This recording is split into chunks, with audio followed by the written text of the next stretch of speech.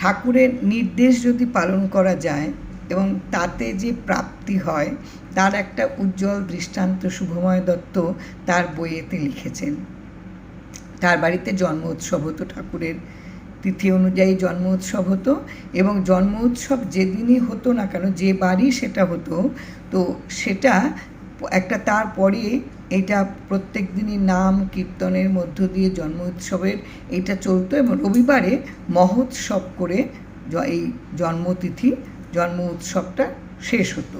আসলে উনি রবিবার মহোৎসব করতে বলেছিলেন এই কারণেই যে তাহলে সবাই সেখানে আসতে পারবে, রবিবারটা ছুটির দিন, তো সেই জন্যই রবিবারটা তার বাড়িতে উৎসবটা শেষ হতো, মহোৎসব শেষ হতো।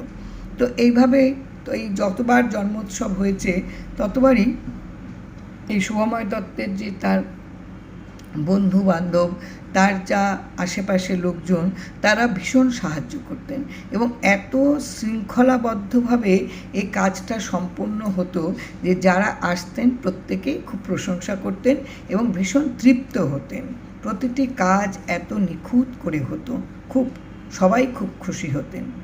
একবার কি হলো, একবার এক মিষ্টি যে দেয় তার বাড়িতে ঠাকুরের মানে শুভময় দত্তের অনুষ্ঠানের জন্য, এতদিন ধরে একটা অনুষ্ঠান, আর মহোৎসবের দিন তো কত কত লোক সেখানে প্রসাদ গ্রহণ করেন, হাজারে হাজারে লোক, কাজেই সেদিনের আয়োজন তো সেখানে বিশাল থাকে।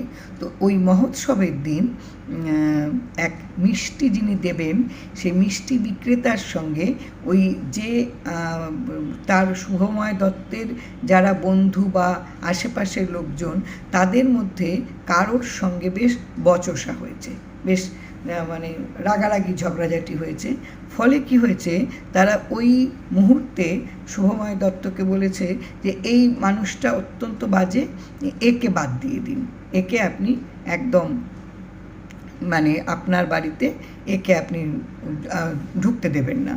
তো শুভময় দত্ত একদিকে তার বন্ধুবান্ধব যারা তার পুরোটা পুজোকে মানে সাহায্য করে পুরো এগিয়ে নিয়ে যান, আর আরেকদিকে মিষ্টি বিক্রেতা, তাকে তিনি না বলবেন, এই দুয়ের মাঝে পড়ে শুভময় দত্ত খুব বিব্রত হয়ে পড়লেন, কি করবেন। কিন্তু ঠাকুরের যা কথা, তাতে করে নির্দেশ অনুযায়ী হচ্ছে উৎসবের দিন তো কাউকে বাড়ি থেকে বের করে দেওয়া যায় না।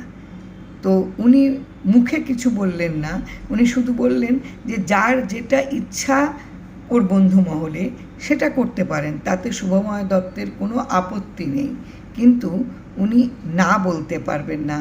উৎসবের দিন কেউ এসেছেন তার বাড়িতে, তাকে তিনি চলে যেতে বলতে পারবেন না। এবার বাকিদের যা যা ইচ্ছে তাই হবে, তারা করবে, কেন তিনি কাউকে বারণ করতে পারবেন না। এবার ওই বন্ধু মহলের এটাকে কিন্তু তারা সহজভাবে নিতে পারলো না, তাদের ওটা মর্যাদায় লাগলো। তারা সবাই মিলেই প্রায় একসঙ্গে এই শুভময় দত্তকে আর কোনো কাজে সাহায্য করলেন না। শুভময় দত্ত লিখেছেন যে সেই সময় রোহিণী মজুমদার ভীষণ লীলাপান, ঠাকুরের একনিষ্ঠ ভক্ত এবং ঠাকুরের খুব প্রিয় পাত্র।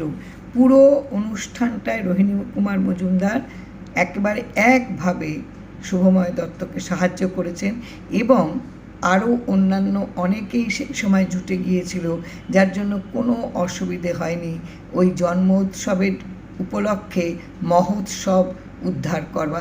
ঠাকুর যার সঙ্গে থাকে, এবং ওই যে সত্যম পরম ধীমহি, তুমি যদি সত্যকে ধ্যান করো, তুমি যদি সত্যনারায়ণের পথকে, তার পথ অনুসরণ করে থাকো, উদ্ধার তিনিই তোমাকে করবেন।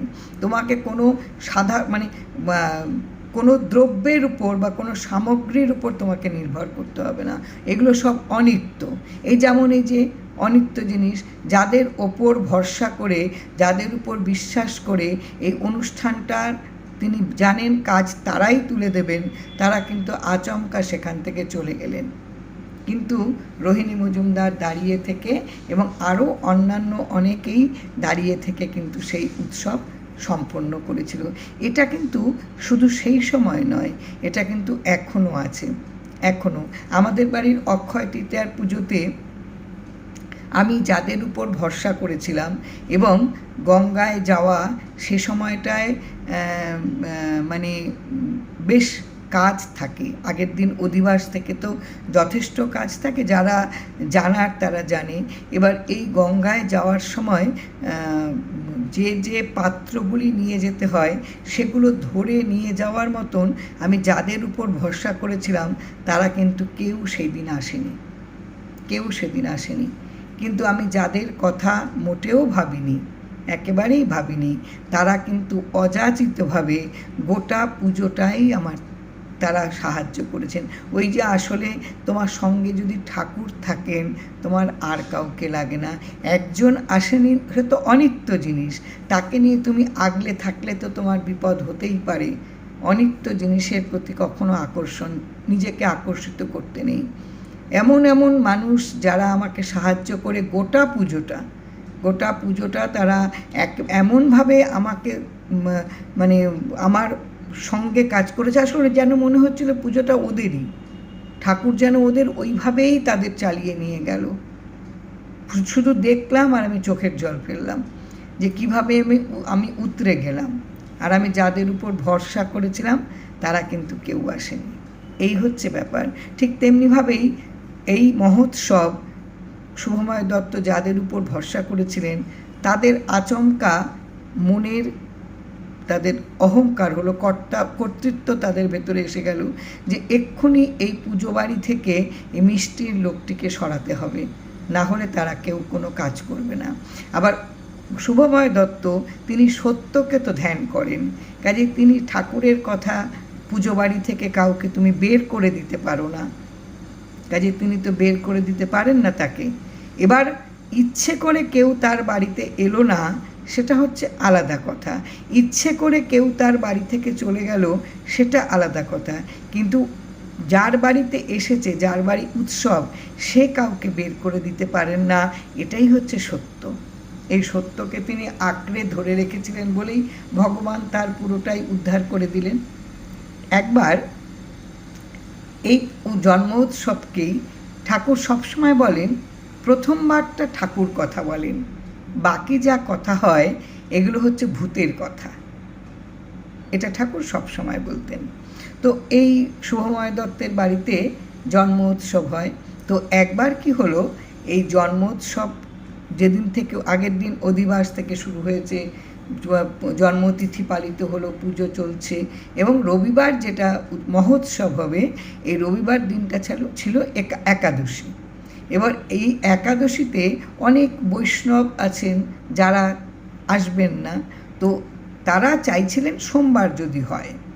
এবার শুভময় দত্ত ঠাকুরকে চিঠি লিখেছেন যে রবিবার একাদশী, রবিবারটা করলে অনেকেই এখানে আসতে পারবেন না, কিন্তু যদি সোমবার করা যায় তাহলে সেদিনটা ছুটির দিন ছিল একটা কোনো কারণে, তাহলে অনেকেই আসবে।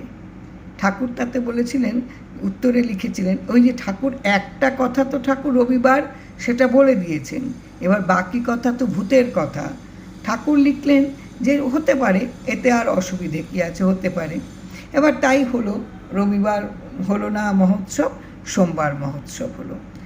রবিবার পর্যন্ত সুন্দর দিনক্ষণ, একেবারে খুব সুন্দরভাবে আয়োজন, সব কিছু হলো, কিন্তু সোমবার ভোর থেকে সে মানে বৃষ্টি কাকে বলে, গোটা আকাশটা কালোময়, আর বৃষ্টি পুরো জলে থই থই, মানে কোনো ভক্ত কেউ এসে প্রসাদ গ্রহণ যে করবে তার উপায় নেই। বিভ্রাট কাকে বলে, কোনো মতে কয়েকজন একটু প্রসাদ গ্রহণ করলো, কেউ পিছলে পড়লো জলের মধ্য দিয়ে, তবুও সারা দিন লোকে প্রসাদ গ্রহণ করেছে, কিন্তু বিব্রত হয়েছে সবাই, বিভ্রাট হয়েছে পুরোটাই।